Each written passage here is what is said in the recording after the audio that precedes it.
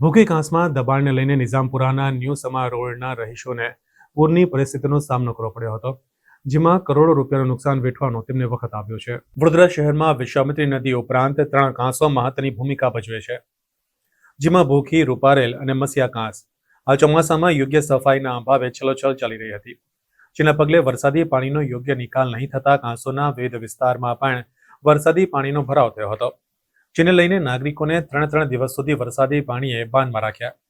જેમાં નિઝામપુરા અને ન્યૂ સમા રોડ સહિતના વિસ્તારમાંથી ભૂખી કાંસ જે ખૂબ પહોળી હતી, પરંતુ નિઝામપુરા એચ ડેપો પાસે તે કાંસને ધીરે ધીરે સાંકડી થતા તેના ઉપર દબાણ કરવામાં આવતા વરસાદી પાણીને યોગ્ય નિકાલ નહીં થતા વિસ્તારમાં પાણી ફરી વળ્યા હતા.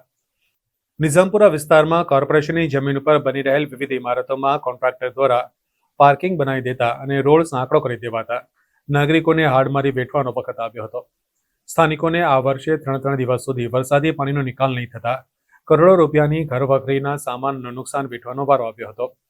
ત્યારે પૂર્વ કાઉન્સિલર પ્રદીપ જોશી અને ઉત્તર ઝોન નાગરિક સમિતિના સભ્ય પ્રદીપ પટેલ દ્વારા મુખ્યમંત્રીથી લઈ તમામ અધિકારીઓ સુધી રજૂઆત કરી હોવા છતાં તંત્રના પેટનું પાણી હલતું નથી.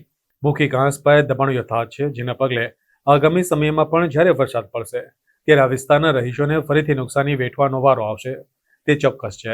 ત્યાં પણ બોક્સ કલવટ અપસ્ટ્રીમ અને ડાઉનસ્ટ્રીમમાં કરી અને વિશ્વામિત્રીમાં પાણી જતું રહે ભૂખીનું એ રીતનું આયોજન થાય, જેથી શહેરમાં પાણી પ્રવેશે નહીં અને આ તારાજી વારંવાર થાય છે એ ન થાય.